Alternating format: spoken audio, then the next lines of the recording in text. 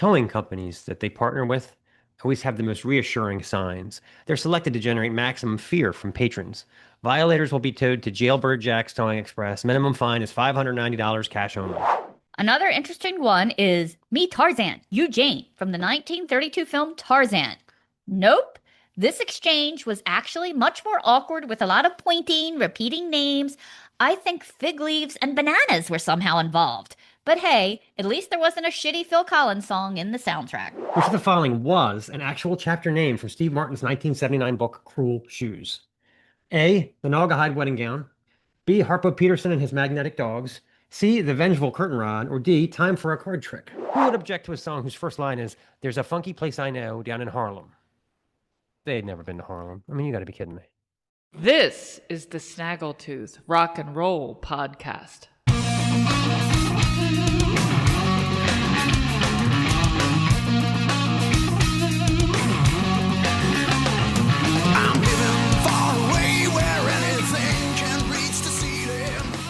Okay, let's talk about Garage Days Revisited. Parking garages occupy that strange void between necessary evil and organized extortion. Any other business that blatantly changes prices by the hour would come across as shady and suspicious. But we find a garage and say, cool, the price goes down after 3. Can't find your car? Enjoy your wander through the concrete jungle. Now, I get it. Downtown parking is a nightmare. Street signs read like legal contracts. No parking Monday through Friday, 9 to 7 a.m., except holidays, except Orioles home games, except if you have permit 11C, 13A, or 5D. It might as well find a homeless person to keep an eye on your car for you. About 10 years ago, garages discovered the greatest labor-saving invention ever that eliminated the need for employees. They put up the sign, "Take your ticket with you. Pay at the kiosk on level 4.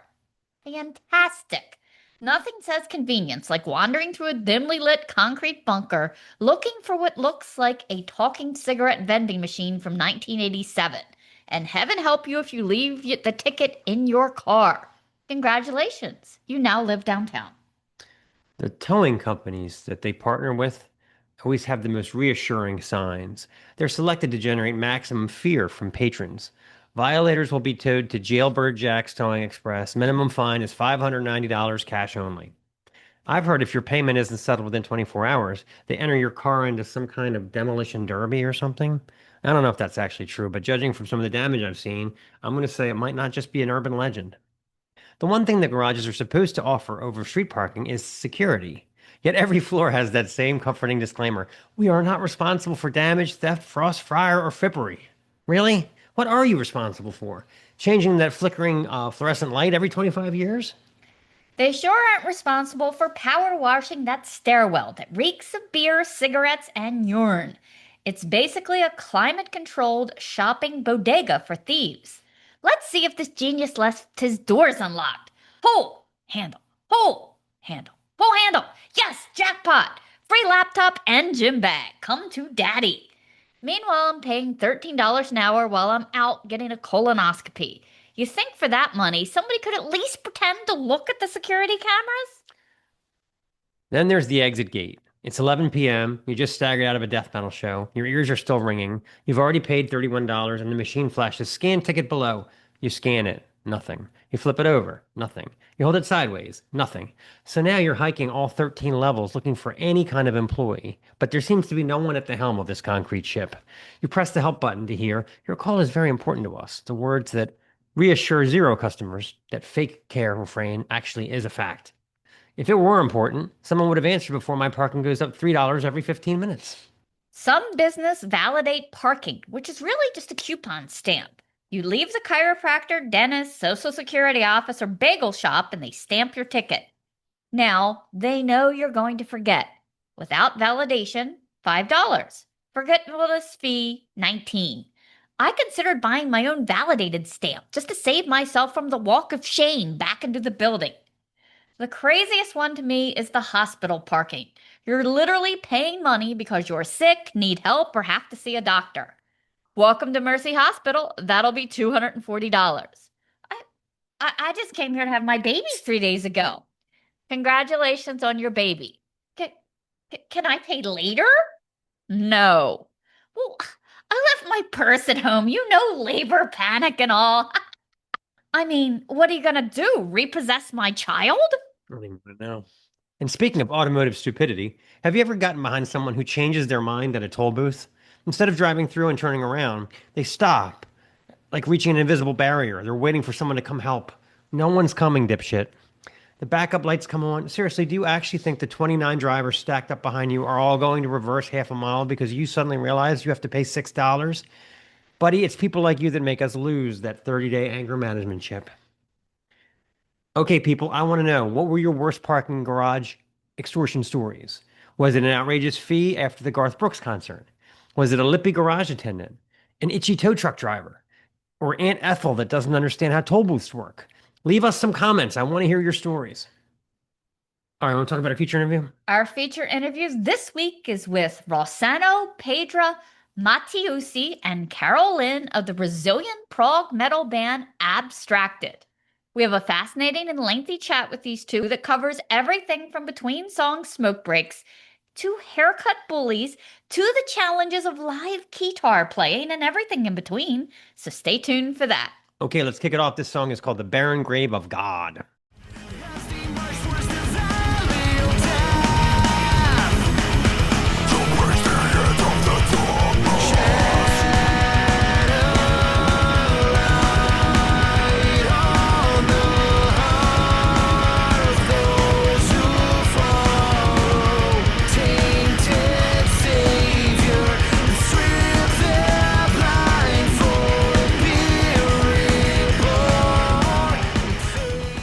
Okay, let's talk about Hope for the Day. Hope for the Day is an important charity dedicated to suicide prevention, seeking to eliminate the highest risk factors of suicide through outreach, mental health, education, and community action. Suicide is a preventable mental health crisis. The primary obstacle to suicide prevention is silence. Many people, especially young people, they fall into the trap of comparing themselves to these ridiculous influencers on social media feeds. The perfect couple driving their Porsche minivan with their excellent cheekbones and 2.5 children, all singing Firework in perfect three-part harmony. Don't believe it, kiddos. This is not how life is. Everyone struggles. Everyone has pain. Everyone wonders who vomited in the back seat. If you or anyone has found themselves in that dark place where hope seems lost, please check out the resources in the show notes below to take advantage of Hope for the Day's resources. And always remember, it's okay not to be okay. And speaking of not being okay, Oh, God. I think it's time. Hit it. And now it's time for Obnoxious Trivia! ChatGPT says that there's a 90% chance you'll get none right. Right. So, okay. He's been wrong before. But he only got 2 right. So the heck with him. Okay. Obnoxious Trivia, question number 1. What is inscribed on the back of Murdoch's leather jacket from the TV show The A-Team? A tiger in the words Danang 1970. B, a fighter plane in the words Ladrang 65. C, a dragon in the words Southside Serpents. Or D, a megaton bomb with the words Bolo 1967. Be on the lookout? Why would his jacket say be on the lookout? I just remember it said something. I wanted to have a cow animal. I really did. I just didn't know how to make it. I'll go with a tiger in the words Danang 1970. All right, very good. You've already defeated Huh. ChatGPT. Got 1 right. I was trying to picture it Yeah. in my head. That's one of those things that like you saw it a million times, but you never really paid attention. You know. Thought it might have been a tiger. Okay. That was my only. All right, number 2. Which of the following was an actual chapter name from Steve Martin's 1979 book, Cruel Shoes? A, the Naugahyde Wedding Gown. B, Harpo Peterson and his Magnetic Dogs.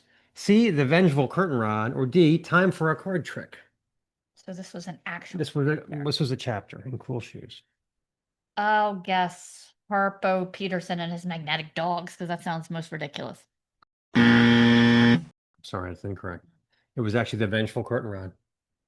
He had great titles like Dogs in My Nose, The Day the Dopes Came Over. Yeah. Hmm. That book is great. You can find it.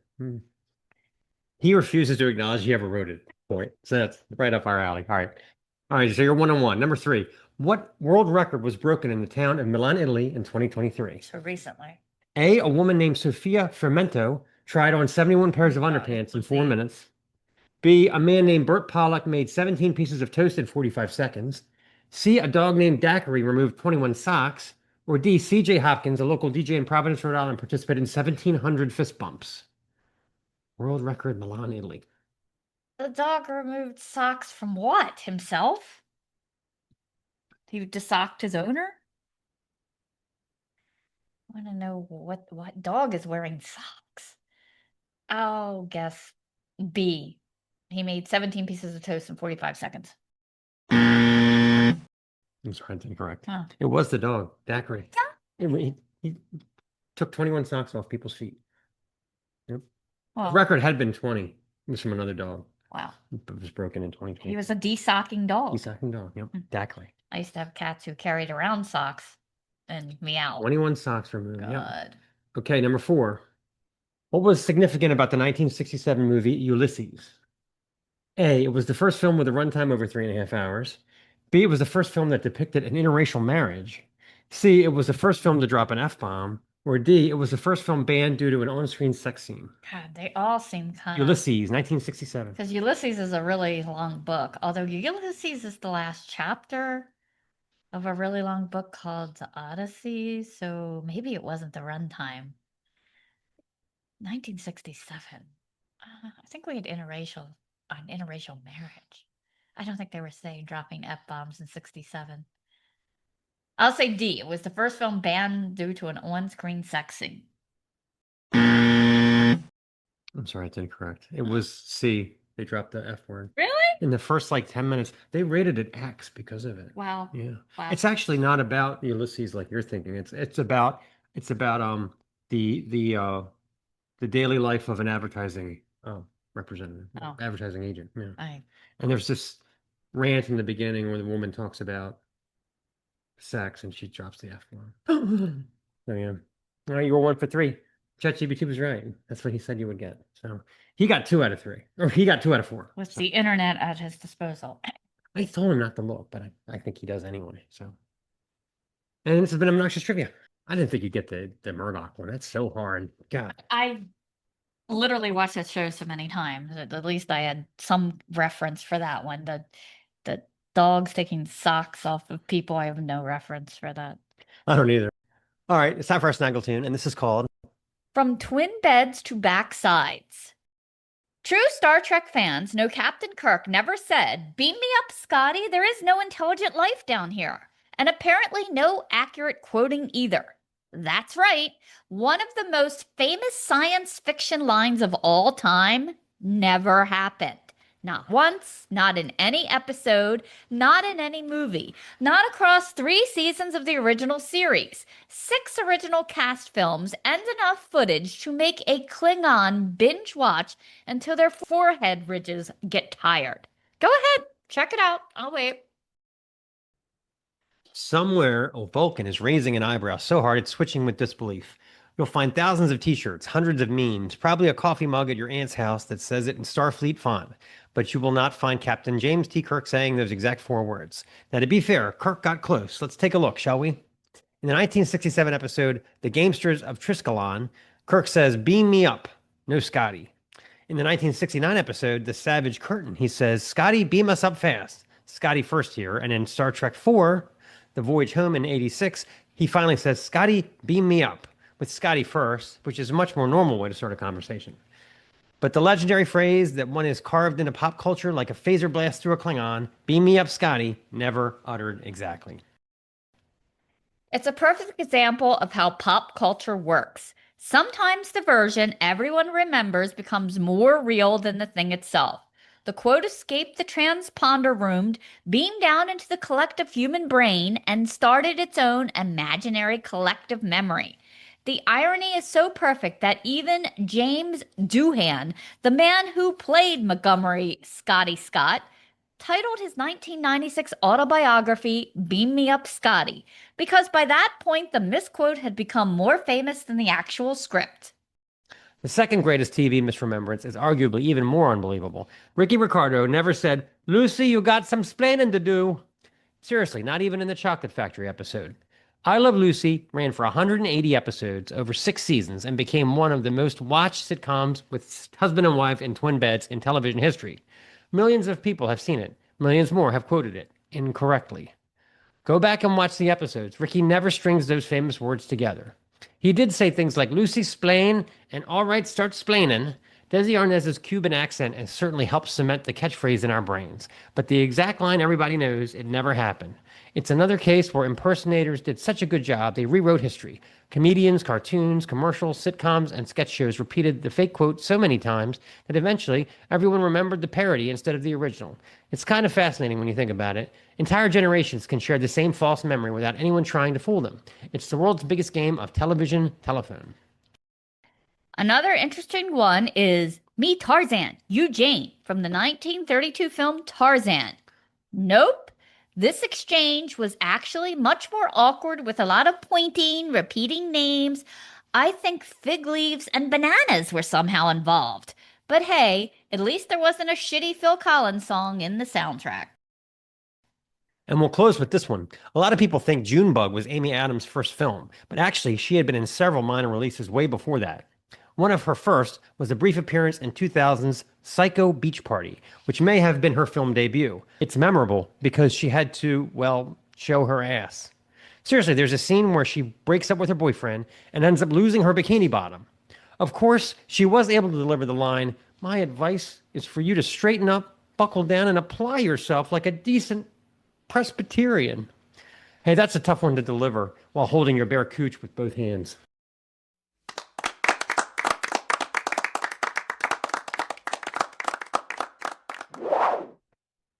So it's come to this.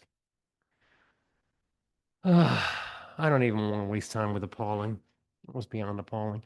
Let's hear To Quench This Insatiable Thirst. Corruption is pretty. This relentless thing. The only cure is to be washed away.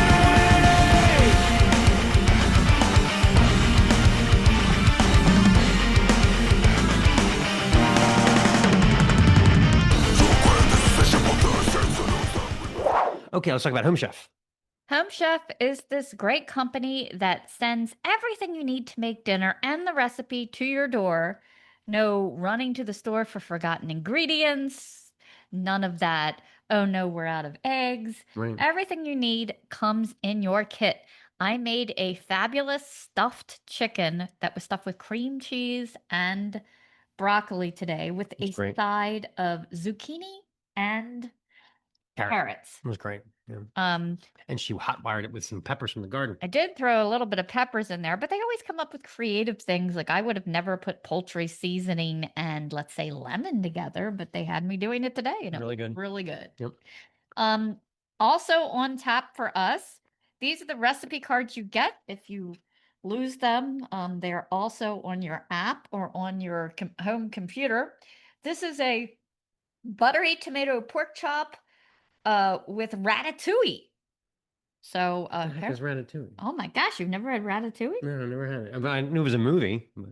Yeah, it's a vegetable side dish. I Okay. might have to work some of my own tomatoes into this because the tomatoes from the garden are coming in pretty crazy at this point.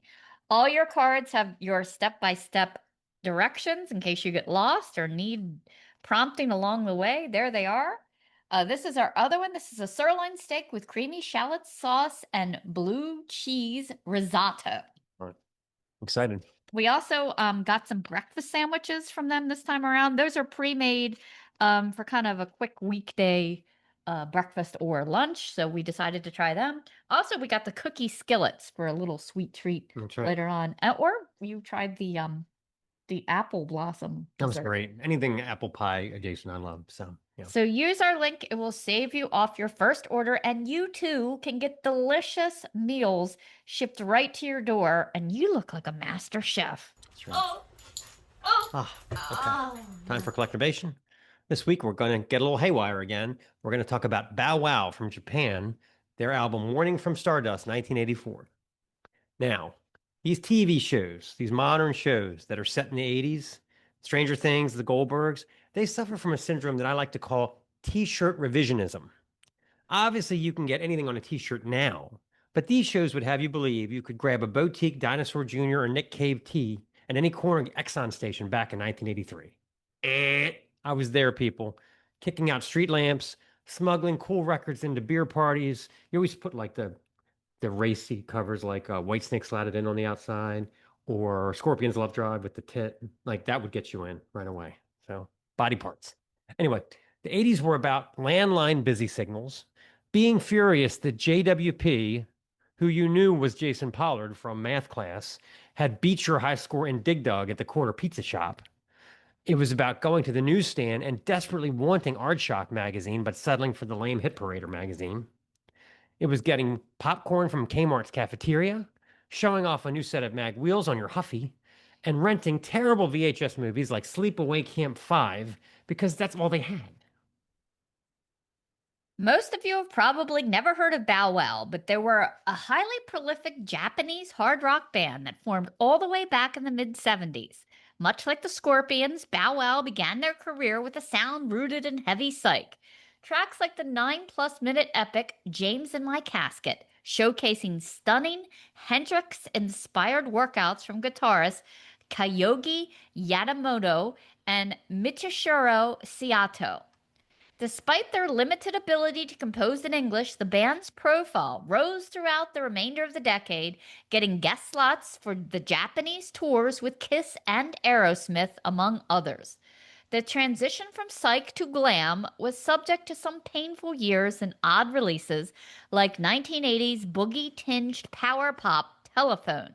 Their albums were always packed with fluid, engaging guitar solos and harmonies. By 1984, they had course corrected with this, one of the purest hard rock gems in their catalog. Under the sonic expertise of UK producer Tim Thompson, the band conjures an album of fun, catchy Van Halen-friendly tunes. The album consists of 11 songs, mostly in the 3 to 4 minute range. From the very first track, the speedy guitar craze nugget, You're Mine, it's obvious that the band has cast off any confusion in terms of direction and have come to rock hard. Much in the vein of mid-80s Accept, Scorpions, and Van Halen, the style of the album is rooted in standard hard rock, but obviously unafraid of experimentation. The sleazy bass-driven pulse of Jets is groovy as hell and instantly likable, even with the hand claps. Who would object to a song whose first line is, "There's a funky place I know down in Harlem"? They'd never been to Harlem. I mean, you gotta be kidding me. Let's hear a little Jets.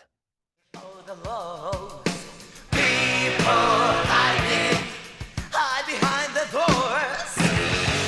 Jets, Jets, waiting the darkest places. Jets, Jets, stranger you beware. Jets, Jets, waiting the darkest places. Jets, Jets, stranger you beware. Watch out. Can't Get Back to You is a near-perfect hard rock gem, entirely in English, that could have made it to the FM radio dial, sandwiched between Rat and Dokken on any given day. The vocal talents of the band stepped to the forefront of this track, harmonizing Can't Get You on the Phone, just rings on and on. Charming to the last, and the tempo shift around the song's midpoint demonstrates creative use of double stops from Kyogo and Michishiro. The title track is one of several compositions sung entirely in Japanese, closing out the album with some excellent chugging riffery that'll have you longing for your clunky Radio Shack headphones and the sanctity of your shag-carpeted bedroom. The album made enough of an impact to attract the UK-based Heavy Metal Worldwide label. You'll notice my version does not have the OBI strip, dang it. This was a label known for Scorpions and Accept reissues.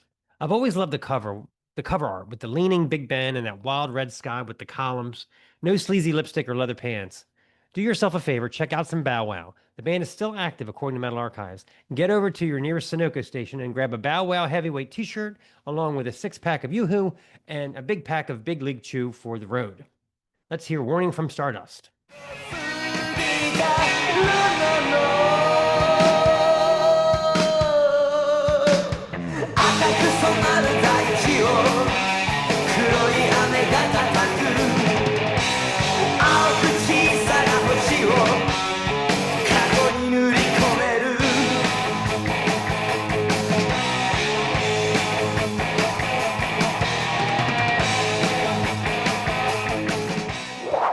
interesting to me? This was our great chat with Abstracted. I was very interested in talking to these guys. They had me a non-prog liker liking prog because they infuse so much metal into this. And the keys of Carol Lynn are just amazing.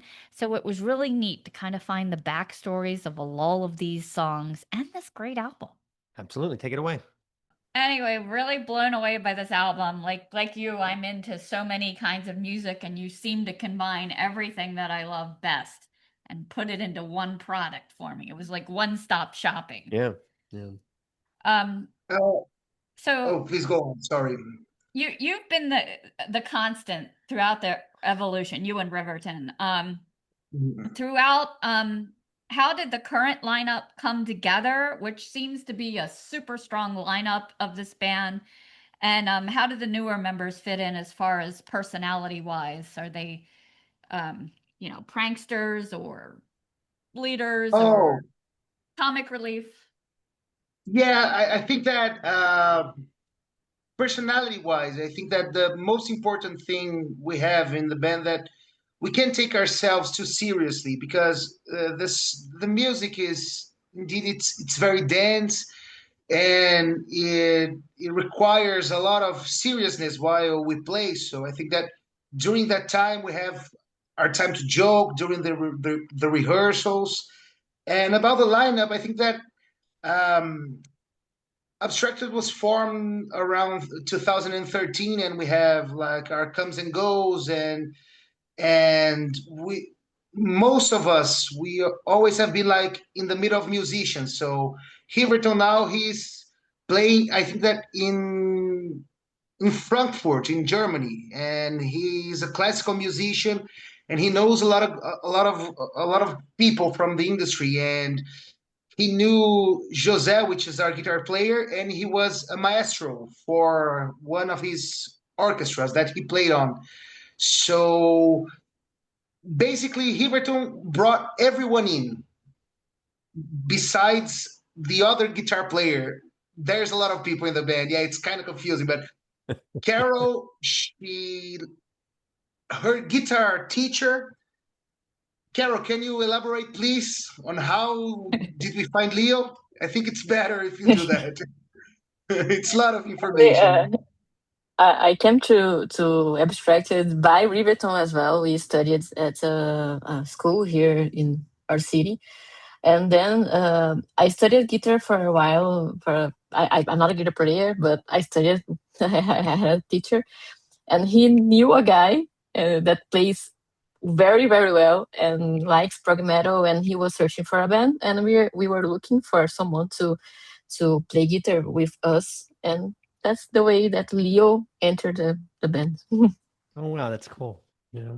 And there's a funny fact about him too. Leo, he used to play in a band called Ancestral. That's a more of a thrash metal band here in Brazil, in São Paulo.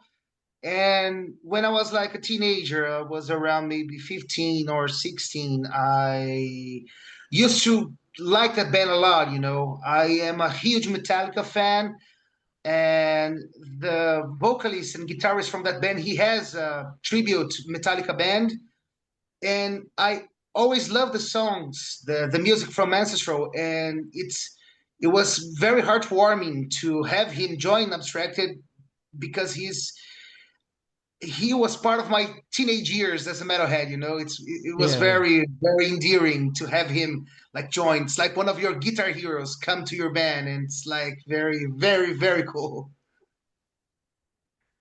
That's cool. As Well, I'm a huge Cavalera fan, so there you go, Yeah, right? And from your neck of the same woods. same. Yeah.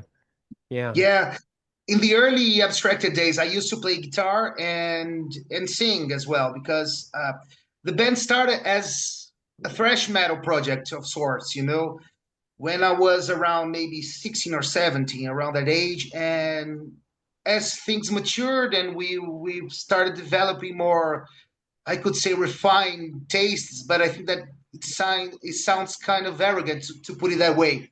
But we were like experimenting and dabbling our feet in more progressive stuff. My dad, he's a huge progressive metal fan. He introduced me to stuff like Queensryche, Pain of Salvation, Evergrey, but he never liked the more extreme stuff. And Okay. that's when, by myself, I discovered stuff like Meshuggah, Between the Bird and Me, The Band Death. And I think that when I found that kind of music, I think that that was what made me want to express myself in that way, because progressive music in general, I think it's very vast and you can Yeah. explore it, and you can like bring your jazz influences, you can bring your extreme metal influences, your pop influences. Hmm. And when you have like 10, 15-minute songs, you can experiment however you want. You have time for Yeah. that. You know what I mean? Yeah, it's great. Yeah. Carol, what's your background as far as did you have formal training or was it something you picked up as you went along? So then he sees the guy. He's even worse than before, crawling through sand, skin burnt and leathery. So what are you saying? He looks at me and says, "Why didn't you tell me I needed a tie to get into the restaurant?"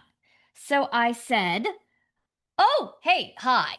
Anyway, we know you're here for our cool interview with Abstracted, but just a quick aside, we do interviews like this every week at Snaggletooth, like our rousing discussion with Tom, Dave, Andy, and Lindsay of the Scottish doom punk spoken word band Gutterblood that covers everything from porridge to dynamic live streams. Or our hilarious chat with Kurt and Rosie Armstrong of the Austin, Texas ska punk band Hans Gruber and the Diehards, where we actually encounter the concept of keeping your trombone chops. So don't forget to subscribe today because we're dishing out the madness on a regular basis. And now, back to Abstracted. Actually, I always loved piano, so I had like piano classes when I was like a teenager. Then I started playing keyboard on bands. I was a huge fan of Evanescence. I'm not really into prog metal. I'm more with like symphonic and power metal and gothic metal and this stuff. So I used to play keyboard on cover bands, tribute bands, and then I started to play in a lot of bands. And then that's why I like learned to play. I always try to like listen to music and study the music I like to listen, like Epica, Nightwish. I like Dream Theater. Dream Theater is the main band from progressive metal that I listen to.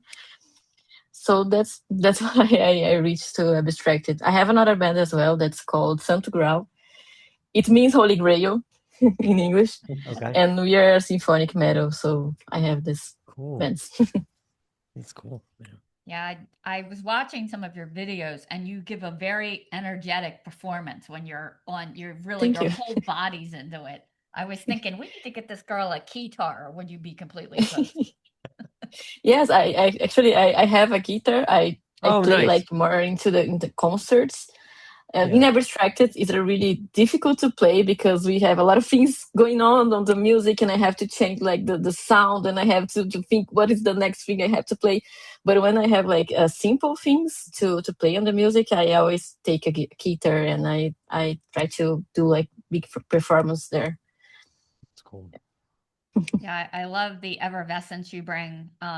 Sometimes it sounds so 80s and sometimes it sounds spacey. With your lines, does that kind of come first usually or later, or it depends? Depends, like in Abstracted, we do like everything together, and we try to build the music, the whole thing. Then we try to get the different sounds and what I will do in this path. Like I use like this type of synths, that I will use this type of strings, I don't know. So we build together the whole process. I like also your themes.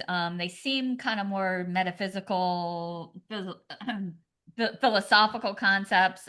Even Atma conflux translates to merging or flowing of the soul itself. And I really like the idea of hierath and I the idea of a deep longing for something that you might never get back to. What about the concept of that resonated with you and kind of made it the album kind of title and concept? You mean our latest record, like Right, Yes. right? Right. Yeah, so I think that I like language in general, you know. I think that linguistics is what differs the human species from other species. So our ability to communicate, being throughout music or throughout books, or and I was searching for words that sound good before searching for the meaning, because Okay. I wrote like 6 out of the 7 lyrics of the record, and I had kind of a common theme between them. I struggle with mental health daily. It's something that I'm not ashamed to say, because I think that we should normalize it more often. We should talk about that, like it's if people have diabetes, for example, we don't stigmatize people with diabetes, right? Right. So Right. why do we stigmatize people that struggle with mental health in general? Mhm. So this record Right. was very personal to me, because it has like that. It was like a personal diary of struggles that I passed through. And there's a song that the last song, it's called The Other End. It's about suicide, you know. Sorry, I didn't know if I can say that word. Oh no, Sorry it's if I. okay. It's okay. Yeah. So um, so it's a very personal record, and when I found that title, it's I think that it's an Irish word or something like that, and the idea of longing, that thing that you don't have anymore, that bright, that shine that life took away from you. I think that was the perfect sense. So it even resonates with the album cover that you have behind yourselves right there. Right. And it Right. was made by an artist here in Brazil, and his name is Eremita. And he drew that's a deer, that's a species that lives in the northern part of Brazil. It's called Veado de Cerrado or something like that.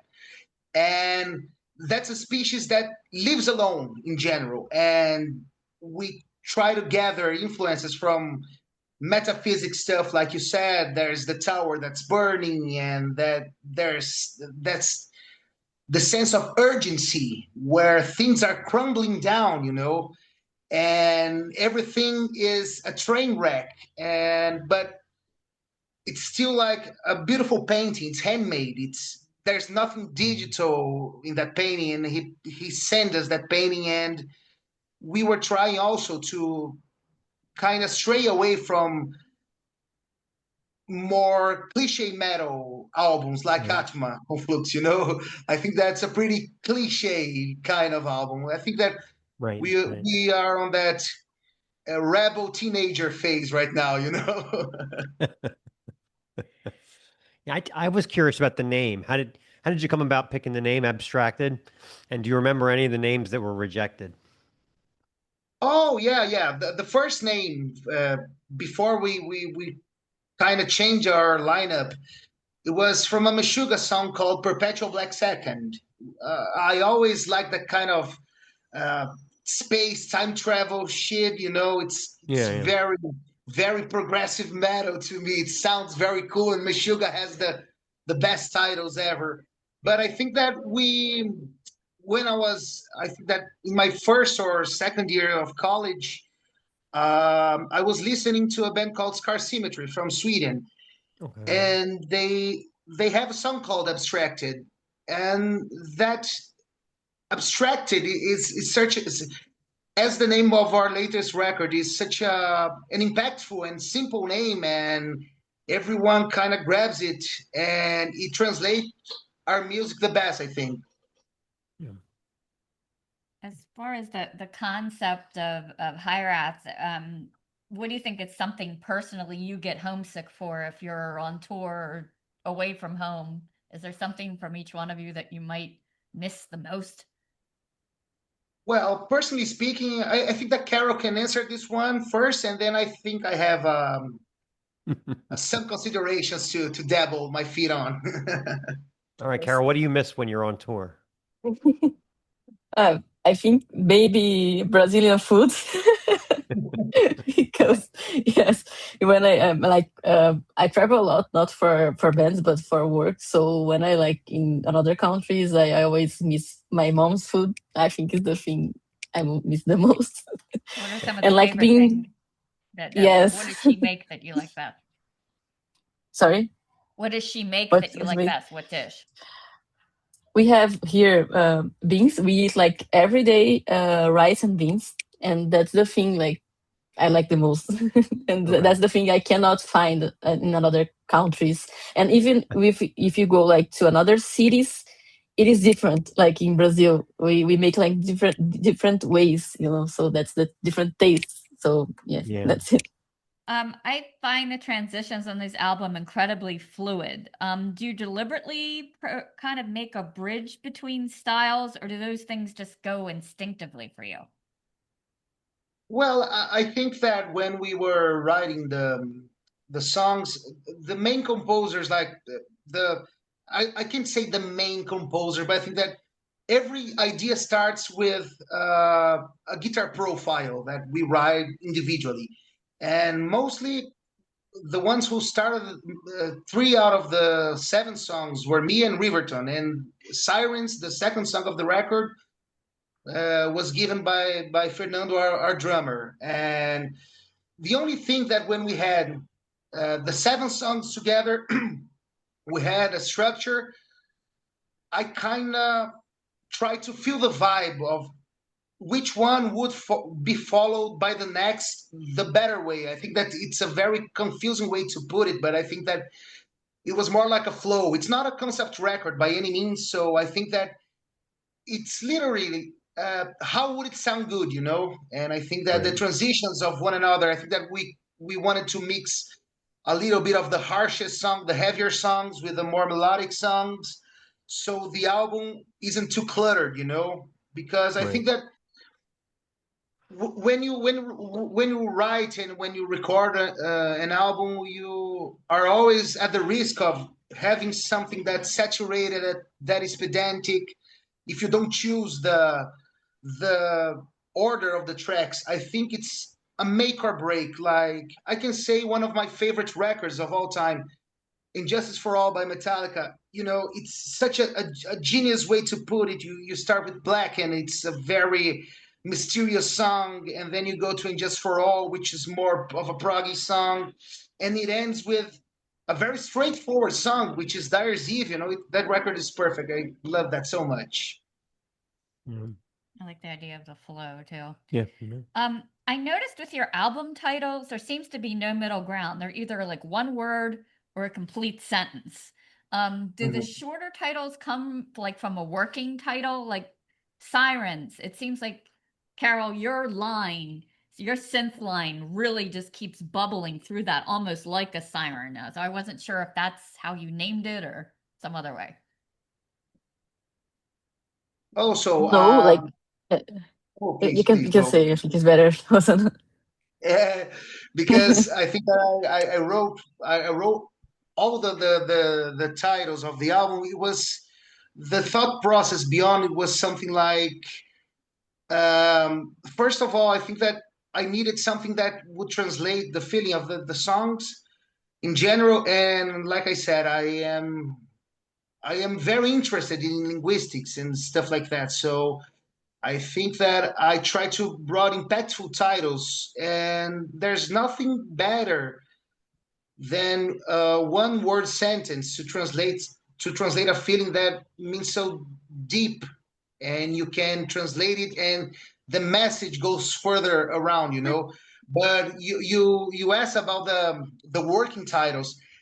We have a tradition.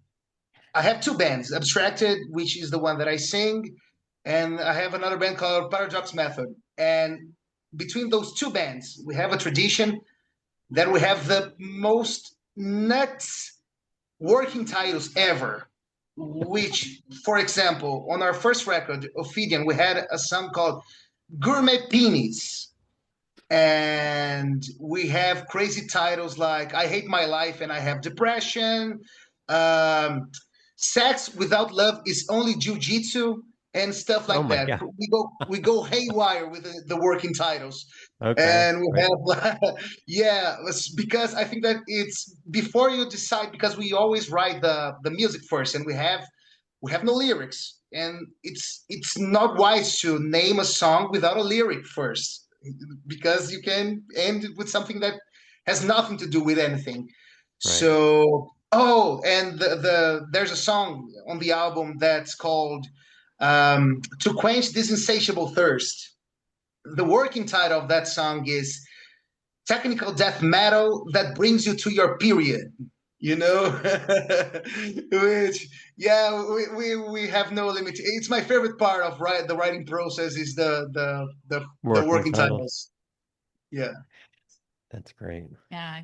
See, I was wrong. I thought sirens came from her synth line because they kind of sound like it's a siren going off the whole time. Yeah, actually, Sirens was because the only lyric that was written by our drummer was the music. Oh, wait just a second. I need to turn off something real quick. Okay. Just Take your time. sorry for interrupting. Okay. No problem.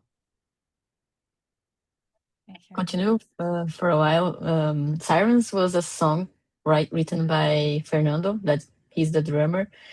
And it's a personal song because he's talking about his brother's loss. So it is something like in the end of the song, we have people talking about sadness and how they feel when they lose something, and we try to put this on the music. The synth part, uh, for sure, we try to get like sounds from the synth that will help to pass this feeling, but it's not the reason that the music is called Sirens. Okay.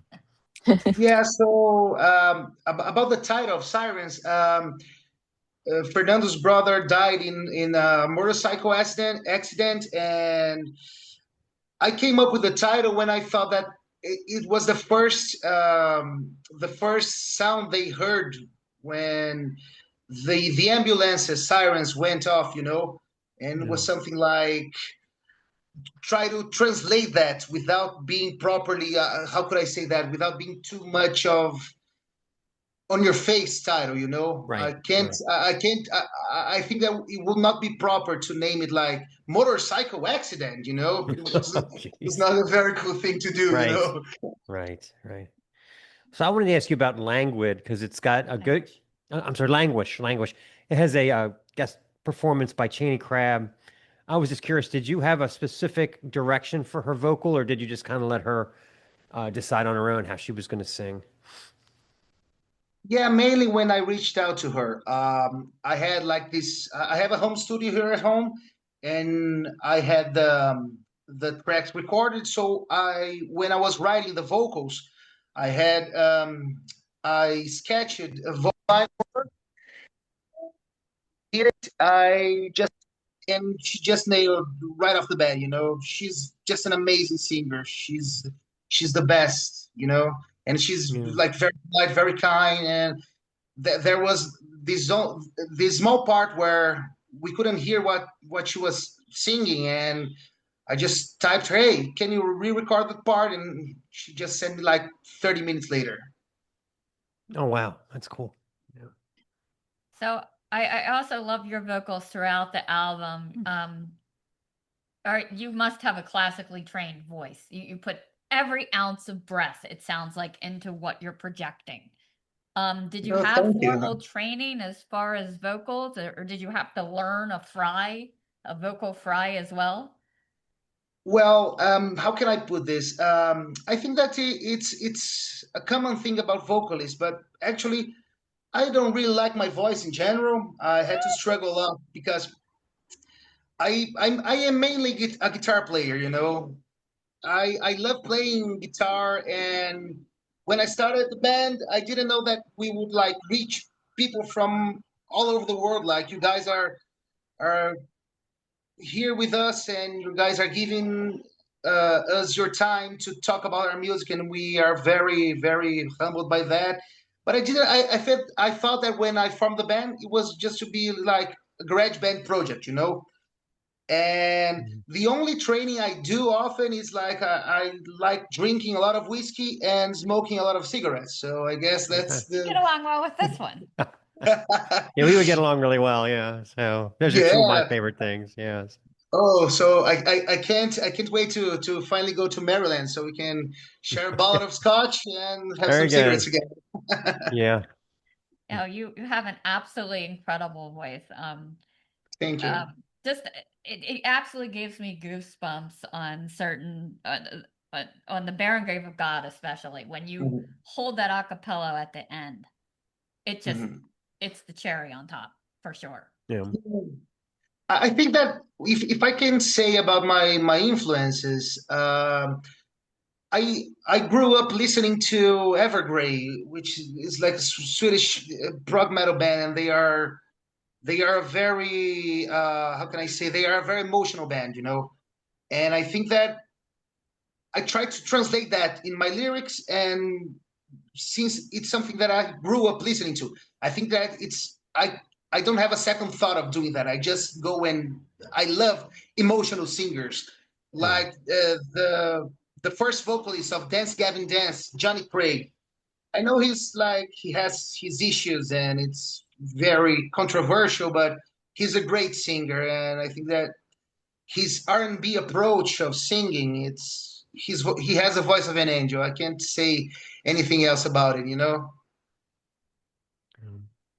We have a favorite American band. They're kind of power metal, and Ty Christian, who's their lead singer, man, you can tell he sings opera as Oh, well. Lords of the Like, you Trident. could hear that Yeah. voice anywhere. Yeah. And I find the same thing with you. As soon as like if I just have, I'm running and I have you on, as soon as you come on, I know it's you. Or as soon as Ty comes on, I know it's him. So that's Nice, thank you. a great thing Yeah, to do. I think that when you know a singer is great, I think that it's not always about his vocal technique, you know, it's about personality. Singing is always about personality. I think that all instruments are, but the voice, your instrument is your body, and if you can encapsulate that, you can translate what you're feeling. You know, they always say that Ozzy wasn't a great singer, like technically speaking. People say that in general, but it's arguably the most well-known singer of all time Yeah. in heavy metal, maybe rock music in general. You know, I think that there's only one voice that it's like bigger than him. It's maybe Michael Jackson, which has that characteristic of being a very distinguishable singer. You know. Yeah. Yeah. I was telling Stace back when I was a kid, I remember um, Dio did a Budweiser commercial on the radio, and Seriously? it was Rainbow in the Dark, but they just changed the lyrics. It was only like 30 seconds long, but it was like this Bud's for Yeah. you. I thought it was so cool. I was like, that's awesome. Dio singing a Budweiser commercial. Yeah. Yeah. Yeah, It had that's to be like that's everything. 83, 84, something like that. Yeah. Yeah. Yeah. Yeah, Pretty that's cool. everything us metalheads ask for, right? That's Like DLC in a weird that's right. commercial. That's the kind of endorsement you want, right? Yeah. So, Oh, absolutely. yeah. I wish I had that one, you know? So I also love To Quench This Insatiable Thirst is a great song. The lyrics kind of seem to be about that ambition and maybe even that thirst being a destructive force. Is it meant to represent a particular thirst, like as far as power or ego or addiction or everything? Yeah, it's definitely about addiction, you know? I think that, like I said, it's a very personal record. It's about like things that I went through uh, for the past 6 years, I guess. It was a very rough time for me in general, and that's the title describes it. It's like I think that the longest title of the record, and it's like we said, it's that urge that you have when you like you're drinking a lot and you need more and you can't feel that void, and that thing destroys you, and you need to go on, and you try to be better, but you're back to the shore again. You know, you got always stranded, and that's this vicious cycle. And I think that, like I said, it's a very, very personal record, and I think that I couldn't leave that part of me without being registered on the record, you know? That's true. Yeah, interesting. On a personal note, what do you think is something that you probably eat or drink too much of, whether it be a dessert or? Oh, I nowadays I think Vices. that I am in a way more mature mindset, and I think that I I took like 3 or 4 steps back in my addictions, but I am like very addicted to cigarettes. I am a heavy smoker. I'm a chain smoker, you know. And I used back in the day when I was maybe 18 to my 27 years. I'm 30 now. I used to drink very, very, very heavily. You know, I used to drink a lot of cognac, a lot of brandy, always hard liquor. You know, I wasn't Yeah. like. And the thing is, I think that the thing that kept me from stopping altogether is that I am a very peaceful drunk guy, you know. I'm not that guy that goes around and fights people. The worst that happens when I am like shit faced is I just lay around and just have like a couple of hours sleep.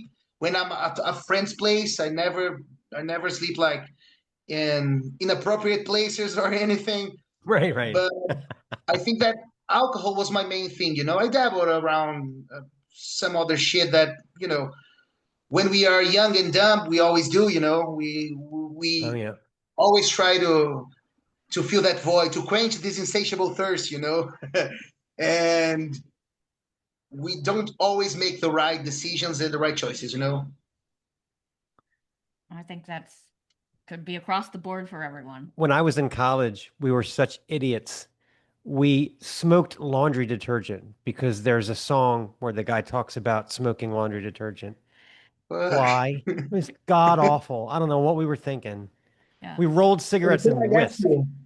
Don't try this Can I again. ask you what happened when you smoke laundry We detergent? just it just was awful. Like it was like sucking on a tailpipe of a Buick or something, you know, it was terrible. So, I don't know what we thought we were gonna get out of it. So, but that's the kind of dumb shit that we did growing up, you know. So, Yeah, man. I think that I heard a lot of weird shit being smoked by my friends, but I think that you won the ultimate prize, you know? but see, none of that stuff is filmed because we didn't have cell phones back then. Exactly. So it's all Uh, lost in the ether. I have plausible deniability on all my stupid decisions. So, you know, yeah. nice. As a lawyer, I'm on your side. It's only the only one thing that you can't put the blame on yourself if you don't want to. If there's Right, no proof, right. it did not happen. There's no proof. That's right. Yeah. We used to be really dumb. You know, we would go to this nightclub that was popular in DC back in the day, and you didn't want to wear a coat and be uncool, you know, and yet at the Mhm. same time, you're a girl, so you're kind of dressed for the club. I got the worst chest cold like that because we stood outside in the cold waiting to get in. Oh my God, I was so sick. Yeah. You know, these days Yeah. I'd be like, wear a coat. Yeah. Yeah, and by the way, That's youth. it's when you get to like a certain age, I think that you get way less tolerant to your young adult dumb shit, you know? You Yeah, go to yeah, places where there's a clean toilet and drinkable water and where yeah, there's less violent people, you know? yeah, When you were young, you were like, okay, let's fucking do this fucking shit and just let's conquer the world. And now you say, okay, yeah. what are the odds that I die tonight, you know? And you always go out like thinking about that. Uh, I got another one. My friends, when I was like 18, 19, when we would go on these trips, we thought the only thing that would cure a hangover was Oh Kahlua, my God. Like Kahlua in your coffee, right? So What is that? if Like Kahlua? it's a liqueur, It's a creamy. creamy liqueur, right? Oh. So like hair of the dog, right? So if we ran out, we were all fucked, right? So Mhm. if I caught anybody, like if we did run out, I would be like, all right, who was making girly drinks last night? Who was drinking the Kahlua last night? You know, And that's the thing. We were so dumb. We never thought of like ibuprofen. I mean, hello, that's just idiots, like, it's just, Yeah. And when we are young, there's the thing that we always try to cure a hangover with another hangover, and the thing that kind of escalates. And nowadays, I think that hangovers for me, they have the duration of like 3 or 4 days, and it's almost like I have like the black plague. right. I get so bad nowadays. I Oh never yeah. drink on Sundays because of that, because I work from Mondays to Fridays, and when it's Sunday, I just can't do it. Otherwise, I just can't work. Yeah, yeah, I'm yeah. I understand. I'm done for the at least for the 2 or 3 days. Yeah, Yeah, exactly. yeah. So I love your video for Axis, which, by the way, never feels like a 9 minute plus song. It just doesn't. No, It's, No, thank that's you. true. Yeah, it's got so many changes. The first time I was like, that was 9 minutes. yeah. But I love it. Just you can really see that you guys are really jamming and feeling off each other. That's gotta feel like such a high when you're all facing each other. And I love sometimes when you're all doing your own thing and it's chaotic.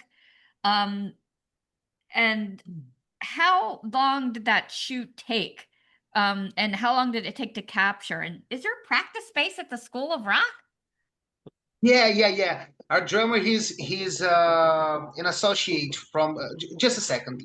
Okay, Carol, can you take over for a minute? okay. Yeah, Sure. Fernando, he's one of the manager of our city School of Rock. So we have this rehearsal room, and then we can like do the rehearsals every time we want. That's great because we don't need to like expend some many money Right. like Yeah, so we have to like we can rehearse for free. That's the thing. that's And cool. then that's cool. So we have like 4 and 5 hours rehearsal sometimes, and Wow. that's this day that we got the video, but it was like just a small rehearsal. We played the Axis song, and the video guy, he took some pictures and some videos from us, and that's the way we did it. And the video of the concert we were playing, the real concert, we set the whole band and the video guys, because we have like 3 or 4 persons recording. I don't remember. I think it was like 3 or 4, to get different ways that they were capturing the video. So we could get 9 minutes of video, and plus the parts where we were just talking with persons and talking with each other. That's the way we did it. Yeah. It really showed the fun spirit of the band too. And I like how all of a sudden near the end of the video you kind of acknowledged the cameras there by looking right into it. Was that your idea to kind of break that fourth wall, or just kind of a spontaneous thing? It was spontaneous. Okay. Yeah, Yeah, I that was think it. that the Go idea ahead. behind that music video is, I think that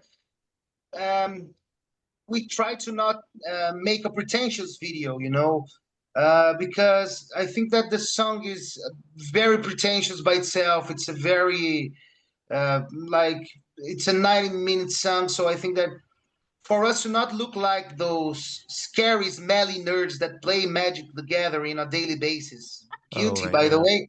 I think that we tried to make something that was more easygoing, and we were just jamming around. And I drew inspiration from a Swedish band called Viljarta. They had their music video.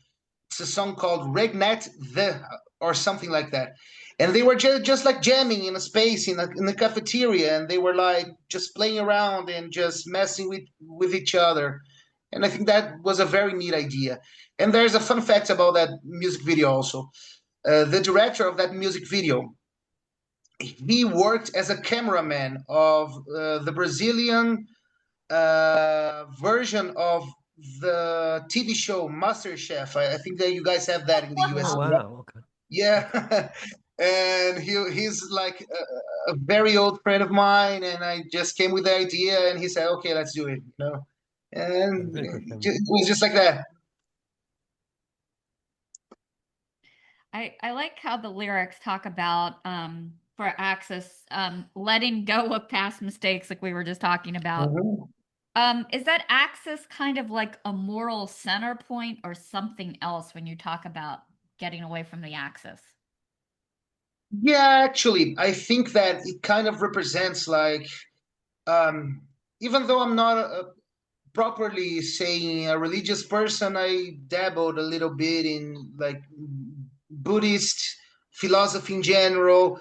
And I like that kind of idea where you can detach yourself from your earthly desires, you know, and the things that keep you tied to negative stuff. I think that from the six songs of the album, I think that the only one that has like a positive message is Axis, because it was kind of a reminder to myself to just look things not just from an angle and through the whole axis of the things, where you can have the positive stuff and the negative stuff all together, you know.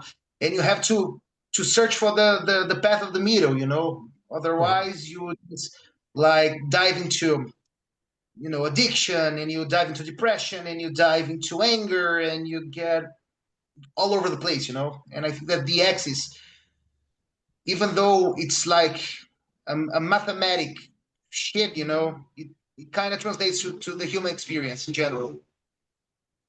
Mm. Definitely.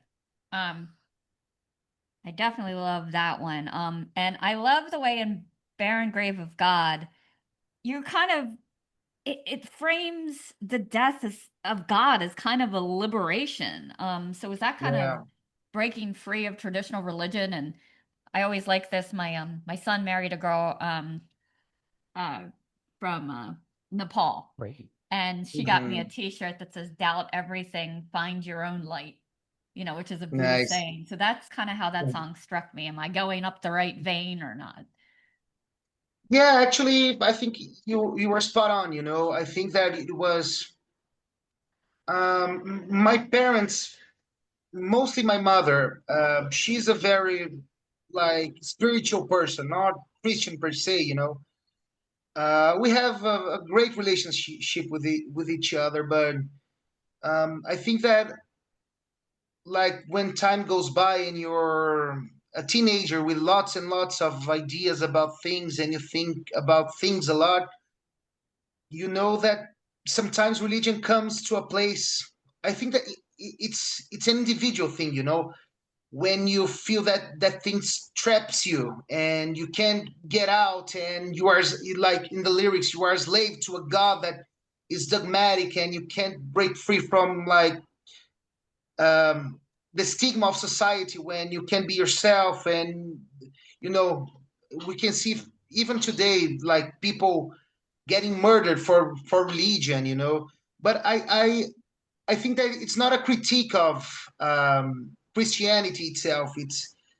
It's I could say it's an atheist manifesto, you know, of Mm. sorts, you know, because when I broke the chains of religion, for me, even though I like that metaphysics stuff in a more of a ludic way, I think that I was finally free with myself, because I was being a good person because of me, not because I had a God to tell me what to do. And we always have that impression that the God that teach to us, he's oppressive. He tries to make you feel guilt for things you like that does not affect anyone else, you know. And you are a slave for.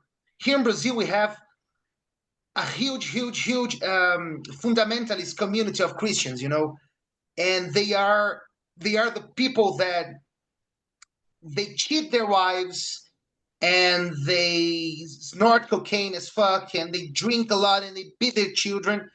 But you can't be gay, otherwise you are going to hell, you know. You Right. Right. can't you can't say that you're an atheist. You can't be like a progressive person in the political sense openly. Otherwise, you Right. are a son of Lucifer and you are uh, a spawn of Satan and shit like that. So I think that it's the idea of God that I don't like, and I try to translate to this song. Yeah, I agree with you wholeheartedly there. Yeah, I also like during that song that it seems like everyone gets a moment of highlight. God knows I love your bass solos. He is such a talented bass player. You can say it right away. But you get a little of that. You get a little spotlight on your vocals. You get a little guitar solo. Was that kind of planned to kind of give everyone a little kind of time in the spotlight, or did it just happen that way? well, I think that when you have those very long instrumental parts, I think that you can highlight um, elements in general that you can do in certain songs. I think that like you said, the ending part, I drew inspiration from a song from a band. Also, I love Swedish metal. I can't even hide that fact. There's a band called Soen. It's the band that Stevie DiGiorgio from Death. I think that he recorded the first album or something. And the second song of the first album, it's called, I think that the song's called Fractions, and it ends in something like that, like the song cuts out and there's this part where the vocalist, he sings like, it's almost like he builds a chord with his voice. It's 4 or 5 layers of vocal lines. And like guitar wise, I think that both of the guitarists, they are very, very, very they are very good, they are very talented.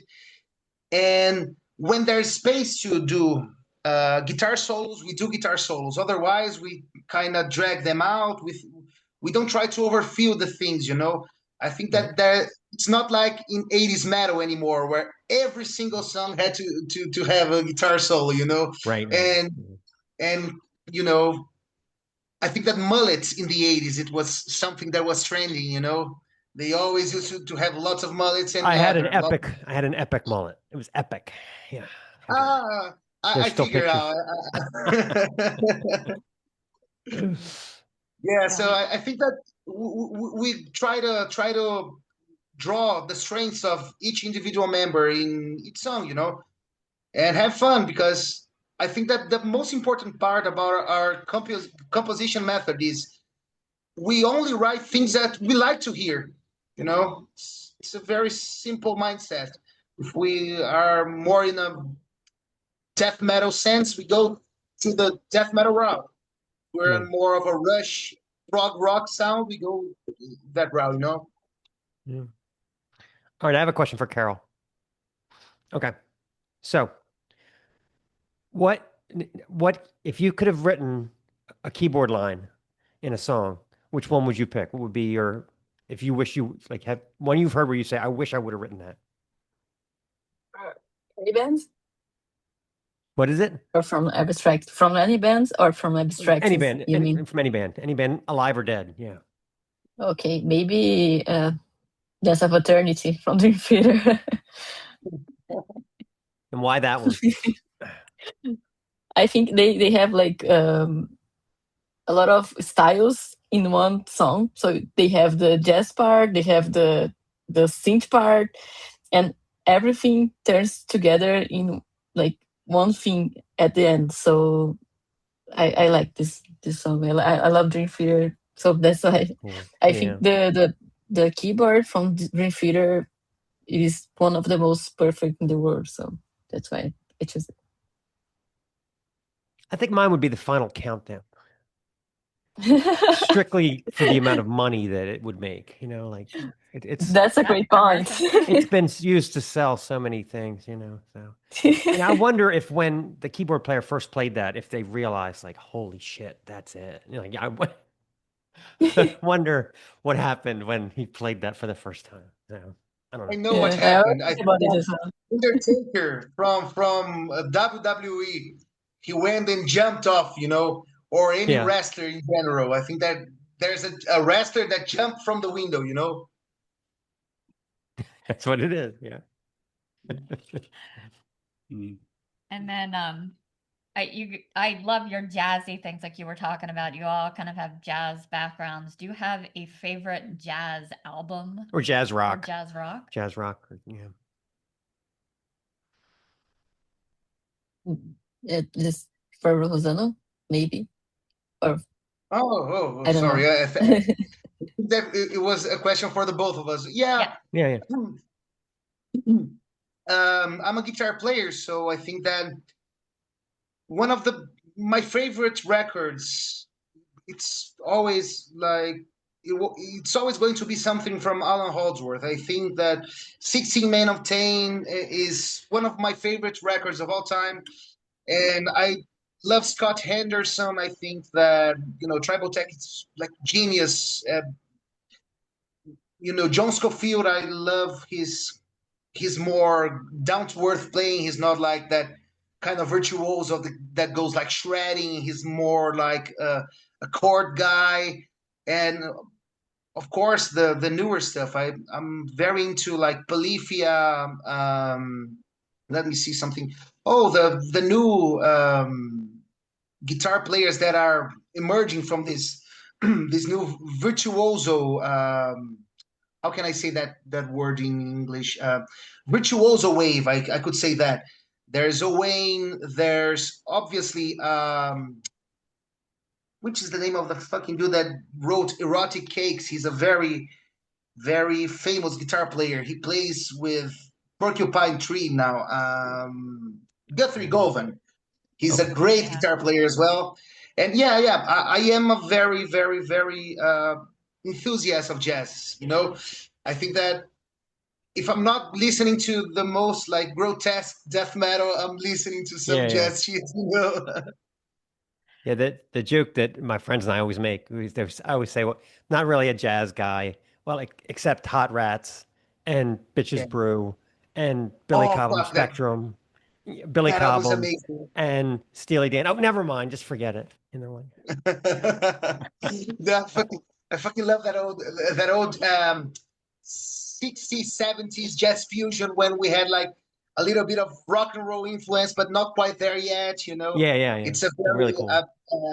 embryonic thing. It's fascinating. I love jazz so much, man. Al Di Meola and Return to Forever and stuff like that. Yeah, Oh my great. god, I fucking It's love. great. He's a fucking god, man. I love Vladimir so fucking much. Yeah. He Well, likes Julie London too. yeah, it's going way back. Yeah, Julie London. Yeah. So anyway, so we play a game. So we play a game on the show. Normally it's 5 random questions with Stace, but since there are 2 of you, I want you to each pick 3 numbers between 1 and 100, and they'll correspond to random questions that you'll answer. Okay. I'm going with 30 because I am 30 years old at the time of this recording. I'm going with the number 1 because my little nephew is 1 year old. And I'm going with 33 because it's the age that Glenn Benton from the side said that he would kill himself before he chickened out. So 30, 33 And he and 1. didn't. He didn't at all. So there. Yeah, exactly. He's an old man now. See? Yeah. Okay, Carol, pick 3 numbers. 4, 6, and 50. Random numbers. Okay. Sorry, you picked 30. Do you have a green thumb? Are you good at gardening? Oh, actually, I have. Let me check the name of the plant that I just got one, which I use for cooking, but I don't know the name of. Oh, I think it's basil. Oh yeah. Basil. Right, Basil. okay. So yeah. I have a basil plant here that my dad brought. I kind of love cooking, and I have a fresh basil plant, which I don't have children, but that plant is my child, like my dogs are my child. Right. Yeah. I kind of do some gardening myself, if I say so. Okay. Yeah. We have we have some elevated beds out back, and somehow the herb thyme made it through the winter, and I actually had to thin it down. There was so much out there and dehydrate some of it. So he was teasing me. I So, had it on the counter drying. He's like, "Look at all this product." I'm like, "Yeah." Yeah, it looks like pot. Yeah. how's the weather for like planting stuff there in Maryland? It's like it's a good thing, you know. Yeah, it's good. We, Yeah. It's we warm, have a wet. pretty How is it? good. And you picked number one. What's the worst haircut or color that you've ever had your hair be? Sorry, can you repeat that? Sure. What is a haircut that you had that you did not like, or a hair color that you didn't like on your hair? I didn't have like too much of hair changes since I let my hair grow. I think that when I was oh, so I have a funny story. Let me check the name of the movie in English. Oh, so there's this movie from Eddie Murphy. It's a funny story. I think that the name of the movie it's Big Mama's Home. Oh yeah. Right. Okay. Yeah, I know. And when I have not like very straight hair, and when we are growing in our hair on the first stages, the hair kind of goes like a crown. And in this film, Martin Lawrence he disguises as like a babysitter or something that has this strange hair. And I was kind of bullied back in school, and the guys like the jocks, the little jocks, the football guys, they were like, Right. "Oh, you look like Martin Lawrence disguised as the babysitter." And I was very lucky because here in Brazil, we don't have like when we see that bully thing in American movies where the guy goes on the trash can, and there's a lot of us that when we are bullied, we go and fight back. And Right. there's this time when this guy started to mess with me. I was maybe like 13 or 14 years old. I beat the shit out of the dude like inside the classroom, and I said, "Okay, so here's the Martin Lawrence, you fucker." And then I think that that was the worst hairstyle that I ever had because Martin Lawrence. You picked 33. Have you ever have you ever pretended to be sick to get out of work or an obligation? Oh my fuck yeah, man! Of course, yeah. And I do this to this day because I am an attorney here in Brazil, and we have like a family office. And sometimes when I like am kind of a hangover from Sunday to Monday, in rare occasions nowadays, I always say like to my parents, which I have the office, the attorney office with.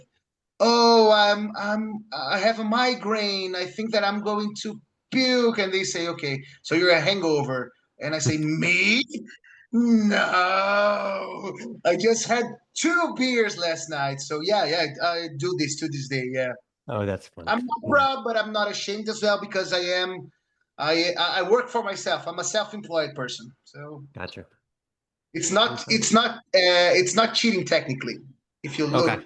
straight right. to it. I think we've all been there. Yeah. All right, Carol, you're up. Number 4, you picked. What's your most embarrassing date tale? Detail, like, do you mean like meeting people? You mean? Like you went out on a romantic or a blind date and it just went horrible. I don't know. I didn't have many dates in my life, so I don't know. I was on a dating website for a while. Okay. Sometimes if he was really obnoxious, I would say I have to go to the bathroom and I just leave.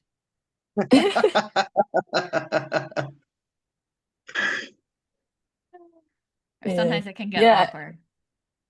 I didn't have so many dates because I mean like 10 years relationship. So, but yeah, maybe I have like this ex-girlfriend where she had like 2 sons, and she let me just like babysitting her sons. So I think just this the weird thing that I went through a date. I don't have so many stories. Sorry. Yeah, You're very lucky. I have a lot of them. yeah. I could write a book. Yeah. So yeah. Yeah, I have some also. Yeah, there was this one guy. He was drinking this weird mixed drink, and every time, and it had like cookies in it, like crushed up in it. Oh And every time he went to talk with me, he no! had like Oreos all over his teeth. And I'm like, oh my god. No. Oh no! All right, and you picked 6. If you had to throw a masquerade party or a barbecue, what would you pick? Maybe the barbecue because we are Brazilians. But for me, Yeah. it is like vegetarian barbecue, but Oh, vegetarian barbecue. barbecue.